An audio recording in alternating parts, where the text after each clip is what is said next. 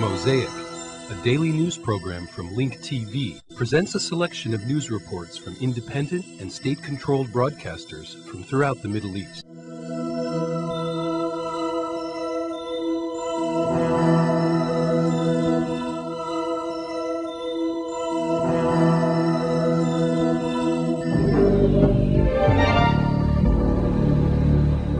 مشاهدينا الكرام، السلام عليكم ورحمة الله وبركاته. أكد الرئيس الأمريكي جورج بوش وقوف بلاده إلى جانب بريطانيا. Peace be upon you. The U.S. President confirmed that his country stands with Britain, stressing that thievery and murder will not succeed in scaring Americans or Britons.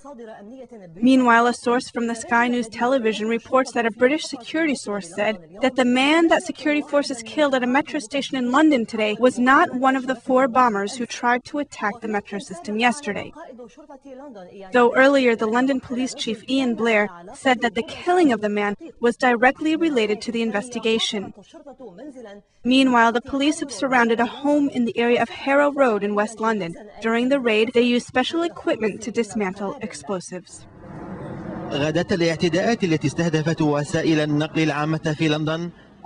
The day after the attacks that targeted the metro system in London, the British police carried out a wide-scale campaign to search for the perpetrators who managed to escape. The police confirmed that the camera monitor system was able to capture their pictures. One of the cameras showed all the features of one of their faces, indicating that they have criminal evidence that will help arrest the perpetrators. In a direct link to the investigation of the latest attacks at one of the metro stations in London, the police forces killed someone who refused to obey orders. It was not known whether the man killed was one of the perpetrators. We know that there are... The information that I have available is that this shooting at the Stockwell station is directly linked to the ongoing expanding anti-terrorist operation. As I understand the situation, the man was challenged and refused to obey police instructions. ويشكل الحادث المحاولة الانتحارية الخامسة من نوعها التي تشهدها العاصمة. A 5th suicide attempt of its kind, which the British capital has witnessed in the past 24 hours, has compelled the police leadership to issue an order to all police to shoot any person who attempts to carry out an explosion operation. Despite the atmosphere of tension, London Muslims held the Friday prayers in calm without any major incidents. There was a false alarm over the presence of a bomb in one of the mosques. The incident ended by lifting the cordoned area after no explosive device was found. It compelled one of the imams of the mosque to denounce the attacks and condemn them, confirming that Islam rejects this, calling for calm and solidarity. So they checked and found everything. ما يكشفه لنا هذا هو أن الإرهابيين أو المتطرفين أو أي ما. They will reveal that these extremists or terrorists or anyone like this who spreads terror does not want us to live in peace. We are sending a message that we want to live in peace and solidarity. وشهدت مناطق وسط لندن فوضى مرورية نتيجة. The areas in central London witnessed traffic chaos as a result of the continued closing of a number of trains and metro stations. Traffic officials held a meeting to discuss ways to protect drivers who refuse to go to work before the completion of heightened security measures. حذرت منظمات دولية من كارثة إنسانية. International organizations have cautioned of a human calamity afflicting the children of Iraq in the context of continued exposure to violence, economic and social crisis, not to mention malnutrition, which has been threatening their lives for a long time. In tonight's Madar program, we will take a look at the difficulties the Iraqi children must face and effects of the continuous wars in their land, including human loss and psychological problems.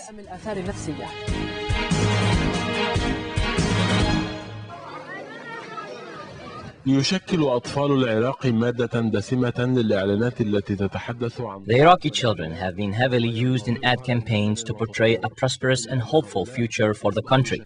However, the same children are increasingly victimized in the widespread conflict of their homeland. With the beginning of summer, statistics have shown a rise in the number of victims between ages 6 and 15 due to their increased presence in the streets and public spaces. Families and their children walk in the same streets that the multinational forces and Iraqi security forces roam. Because these forces have been the target of explosive devices and cars driven by suicide bombers, civilians, and especially children, are susceptible to these attacks, such as what happened last Wednesday in the area of the New Baghdad, where more than 35 children who were gathered around an American army unit were killed. In addition to all this, the children of Iraq have not only been victims of violence and armed attacks, but also have been the targets of kidnappings by gangs and criminals who use the children for ransom. Most of these incidents with explosive devices and armed attacks often take place while children are on their way to school or on their way back home. انفجار العبوات الناسفة والهجمات المسلحة كان يقع في أوقات الذهاب إلى المدارس أو الإياب منها. الحالة إنه كل صف ما بي 10 طلاب لأن The situation is that each class has only 10 students left in it because people fear for their children because of the present conditions. They're even afraid to let their children walk in the streets. معاناة الأطفال المراهقين العراقيين تمتد إلى سنوات عديدة فالحروب التي شنها The suffering of the Iraqi adolescents goes back many years because the wars that have been launched by the former regime or against it, which have led to large-scale human tragedy, not to mention the economic crisis and psychological pressures that have affected most Iraqi families. About 15% of the Iraqi children have lost their fathers, about 10% have lost their mothers, and about 37% have lost family members.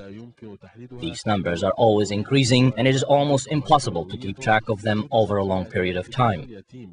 International reports confirm the presence of 600,000 children who are orphans, nearly 900,000 who have special needs, 1.5 million widows, let alone thousands of divorcees. These statistics reflect negatively on the children in the Iraqi society, doubling the number of those who have been suffering from psychological shock, nervous breakdown, fear, anxiety, extreme depression, and stress. These conditions affect children's development and will influence their character and behavior for many years to come, and may even result in an inclination towards hostile behavior, violence, and widespread crime. In effect, protecting children and providing them with treatment from the effects of war was called for by the Geneva Agreement in 1949.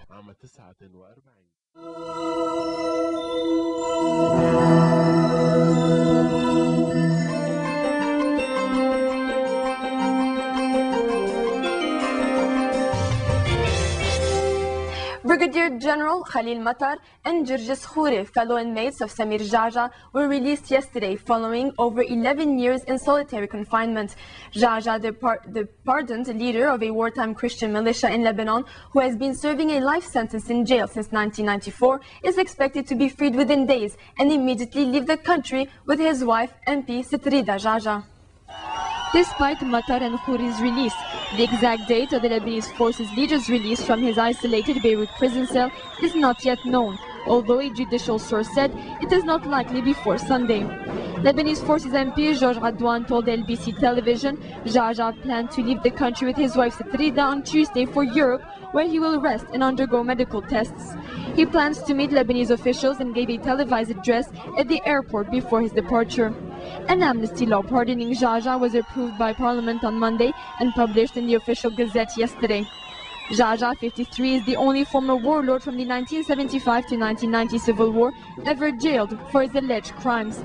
He was cleared of a 1994 bomb attack on a church that left 11 dead, but handed 4 death sentences, all later commuted to life imprisonment for offense during the war, notably the 1987 killing of Prime Minister Rashid Karame. After receiving a copy of the General Amnesty Law, State Prosecutor Saeed Mirza authorized the release of JaJa's fellow inmates, Brigadier General Khalil Matar and JaJa Khouri, for the Defense Ministry's prison. Matar was accused of involvement in the 1987 assassination of former Prime Minister Rashid Karame, who was killed when his helicopter blew up. After reuniting with his family and friends, Matar said he had no involvement in the killing. Khouri was sentenced to life imprisonment on charges of involvement in the 1994 bombing of the Sayyid Najat church. Following his release, Khouri said he was innocent and stressed he was a devoted Christian who would never harm a church or people. LFMP Sitrida JaJa visited her husband at the Defense Ministry, where she informed him that the amnesty law had been published, making him a free man.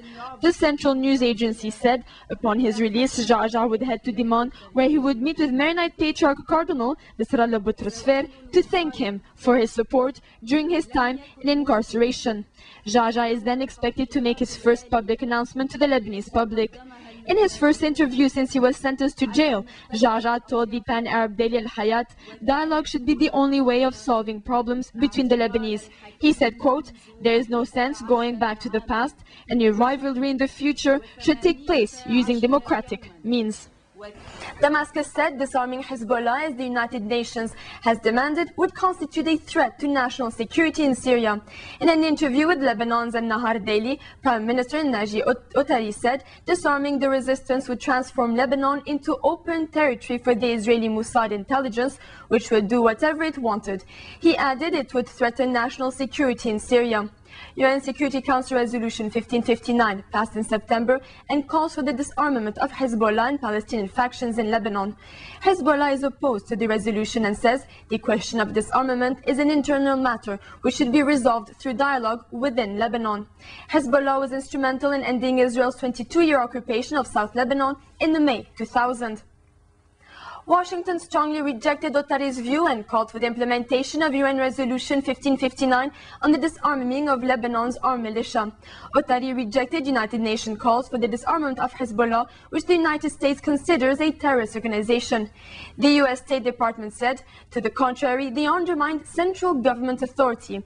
And the U.S. official told the UN Security Council that Syria's closure of its border to Lebanon trucks aims to strangle the Lebanese economy and is a sign Damascus is still trying to dominate Beirut. Washington continued to pressure Syria over its support for Hezbollah and expressed doubt toward Damascus's assurances that it was cracking down on supporters of Iraq's insurgent groups. State Department spokesman Adam Early said Syria's backing of Hezbollah was hurting the Lebanese government, as was Syria's recent tightening of trade controls on the Lebanese-Syrian border. Early said the Syrians' presence in Lebanon had harmed the Lebanese. Their actions now on the border, stiffening the trade, is hurting the Lebanese. He said, quote, armed militias in Lebanon, independent of the central government, are not a recipe for success and do not contribute to stability. Responding to comments made by Syrian Prime Minister Naji Otari, Early said, the claim that somehow independent militias prevent outside interference just doesn't wash. He stressed Syria would do well to facilitate that, as opposed to stand in the way of that and continue the act in ways that undermine Lebanese sovereignty. At the UN, William Brensik, a political counselor in the US mission to the United Nations, said Washington was deeply concerned by Syria's move to ban trucks, which carry most of Lebanon's exports, from crossing its borders.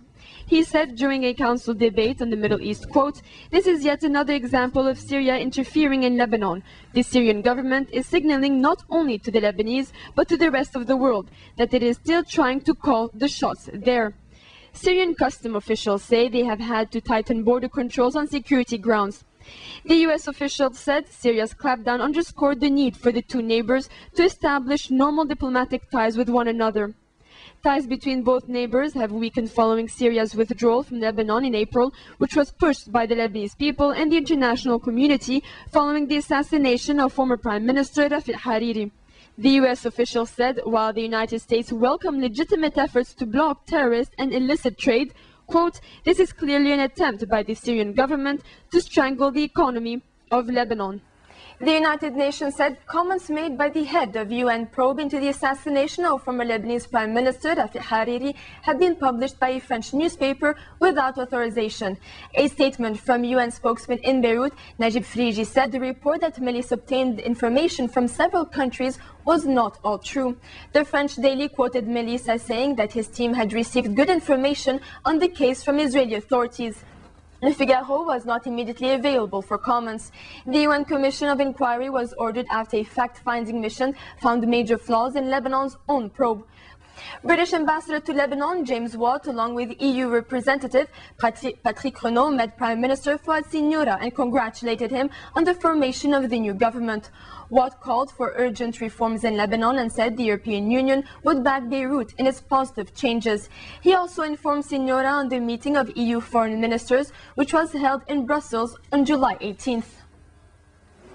We handed over a copy of the conclusions of the European foreign ministers meeting in Brussels on 18th of July.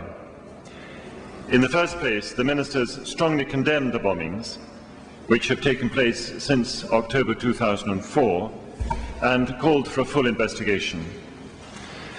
Their conclusions also underlined the importance of UN Security Council Resolution 1559 and the need for all parties to cooperate towards this. It also underlined the importance of disbanding and disarming Lebanese and non-Lebanese militias as called for by the resolution within the framework of the Lebanese political dialogue. The Council called for the government of Lebanon to extend its control over all Lebanese territory and in this respect expressed deep concern about the recent attack initiated by Hezbollah along the Blue Line. It called on all parties to avoid any further escalation of violence. We referred in our talks with the Prime Minister to our concerns about the current situation on the border between Lebanon and Syria, and recalled that the European foreign ministers had called for the smooth circulation of goods between the two countries.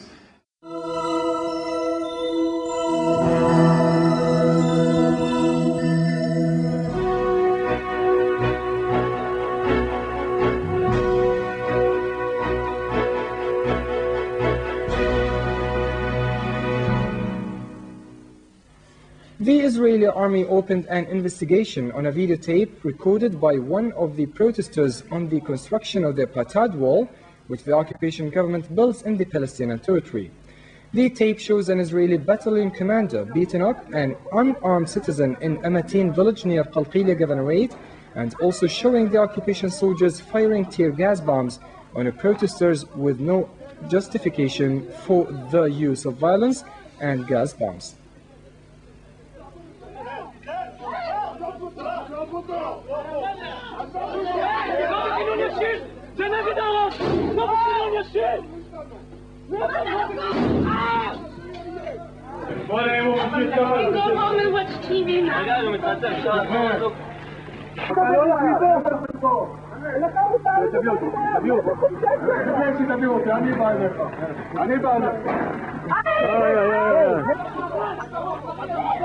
Citizen Raghib al-Abd al-Masri was killed today at Abu Holi roadblock north of Khan Yunis city when Israeli occupation forces fired at him. Meanwhile, occupation forces have been continuing the closure of Salah ad-Din main road that links between the north and south of the Gaza Strip for the 5th consecutive day. The occupation forces completely blocked Friday morning the Gaza Strip and divided it into 3 parts, confining more than 1 million citizens into their homes. In the meantime, Israeli occupation forces arrested today several citizens in the West Bank city of Ramallah. Israeli troops swept amid intensive fire the downtown of Ramallah and arrested at least 5 citizens before pulling out. Meanwhile, the Israeli troops shut down in the early morning the bypass road adjacent to Al-Khadr town of Bethlehem and denied the residents a free movement. Today, the Israeli soldiers held a number of vehicles at the northern entrance of Tubas, north of the West Bank. In Ramallah village, east of Bethlehem, Israeli occupation soldiers arrested the resident Jamal Abu Nassar, 22 years old, and moved him to an unknown destination. 84.9% of Palestinian citizens expressed their support for the call of the Palestinian government, the national and Islamic factions including Hamas, to join a national coalition government, while 11.2% rejected according to a fresh public poll. According to the poll conducted by the Center of Opinion Polls and Survey Studies at the Najah National University in Nablus, 61.3% from among respondents believe that the formation of a national coalition government will end the Palestinian current political crisis.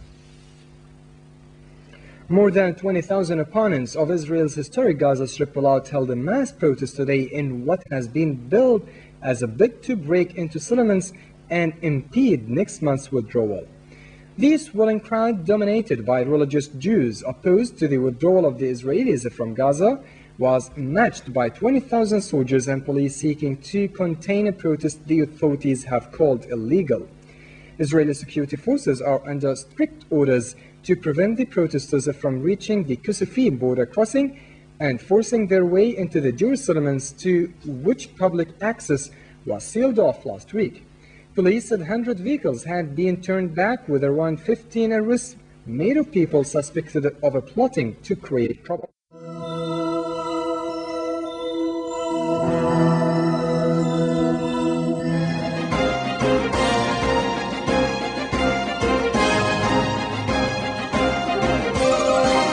Well, the increase in Palestinian terror has not escaped the attention of the European Union. EU Foreign Policy Chief Javier Solana, who was in our region last week, said both the Israelis and the Palestinians must make every effort to ensure that the disengagement from Gaza takes place on schedule. His thoughts were echoed by EU Commissioner Benita Ferrero-Waldner. I hope very much that the behavior of the Palestinian authorities will be such they will stop rockets to be thrown into the Israeli territory in the north of the Gaza Strip, and they will try to arrest some of the people who are responsible for that. This is something that the Palestinian Authority should do, and at the same time the Israelis should stop to do targeted killings. And I think with that we will enter again in a situation that will allow the disengagement process to continue. Even if it's a very difficult moment, we have to go on to accompany both sides. This Gaza disengagement has to take place.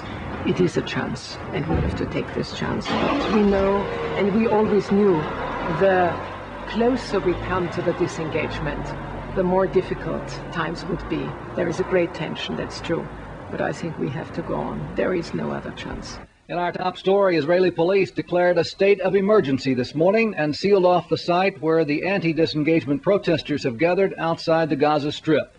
This in response to the announcement from the protesters that their march into Gaza would continue today with the goal of reaching Gush Katif. Thousands of policemen and soldiers were deployed throughout the area to block the planned march. We get more in this report from IBA's Aaron Viner.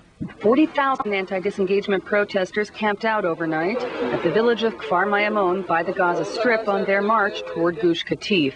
Police believe some 15,000 remain. Many of the activists awoke this morning only to realize that they were surrounded by thousands of security forces.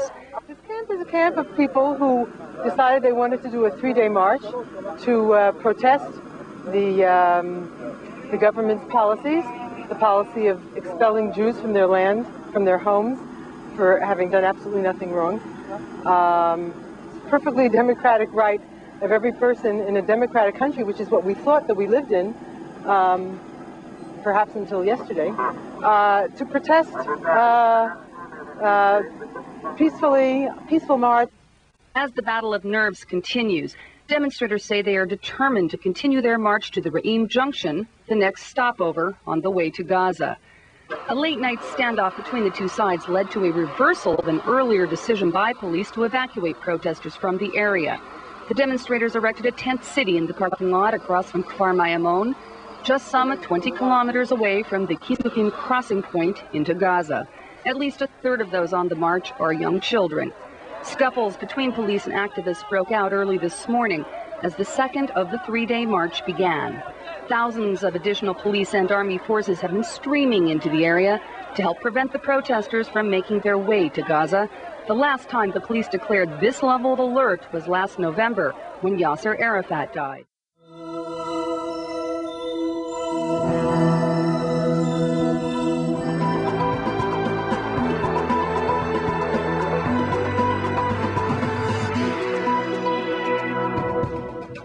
A US military plane has carried 95 Rwandan soldiers into Sudan's troubled western Darfur region. Over 1,300 extra Rwandan troops are arriving in Darfur to quadruple the contingent that monitors the region.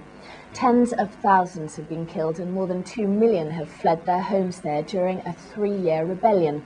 A 3,000-strong African Union force has been monitoring the shaky ceasefire in the area. Last month, the International Criminal Court launched a probe into alleged war crimes in Darfur. Rwandan Foreign Minister Carles Morigande has said that Rwandan troops will stay there as long as the AU force makes a positive difference.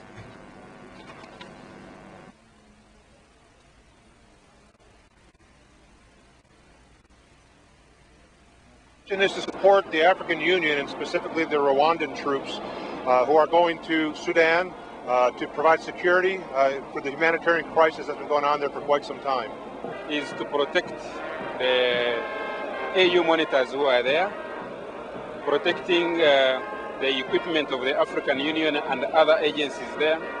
All of this, of course, is aimed at creating a stable environment for the internally displaced persons.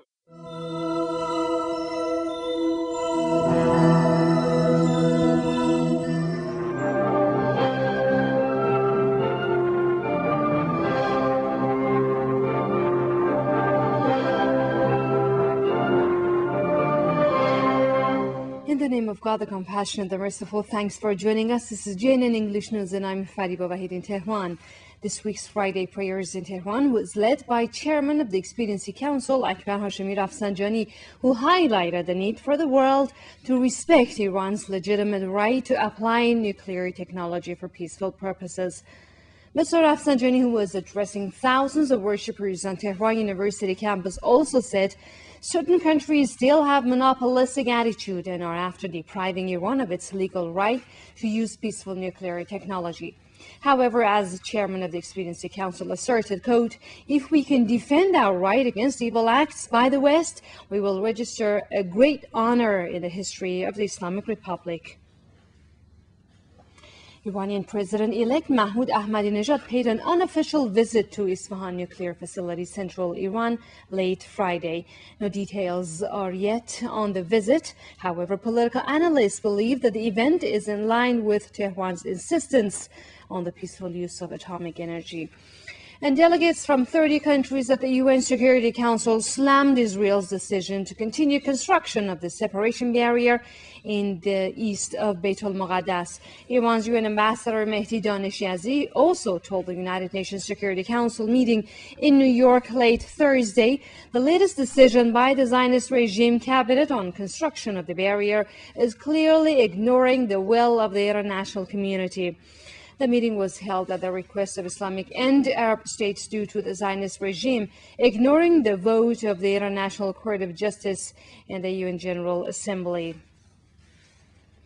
Backed by 30 tanks and armored vehicles as well as Apache helicopters, the Zionist regime's army mounted an assault on the West Bank town of Jenin and its refugee camp early on Friday.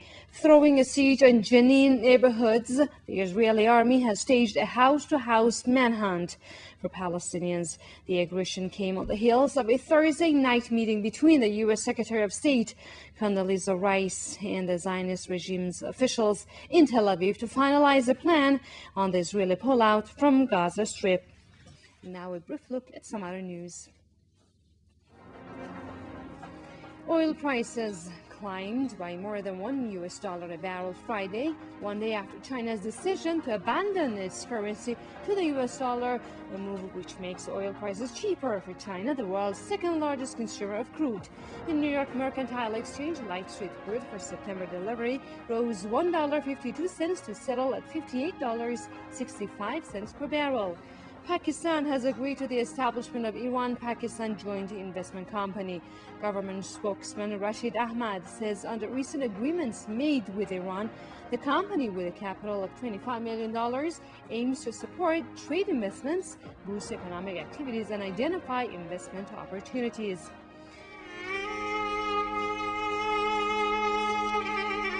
The views expressed on Mosaic are not those of Link TV or its sponsors, but of the broadcasters themselves. Mosaic is made possible by a grant from the John S. and James L. Knight Foundation, which promotes journalism excellence worldwide and invests in the vitality of 26 U.S. communities. And the William and Flora Hewlett Foundation. Additional support is provided by the Firedoll Foundation and Henry and Virgilia Dakin.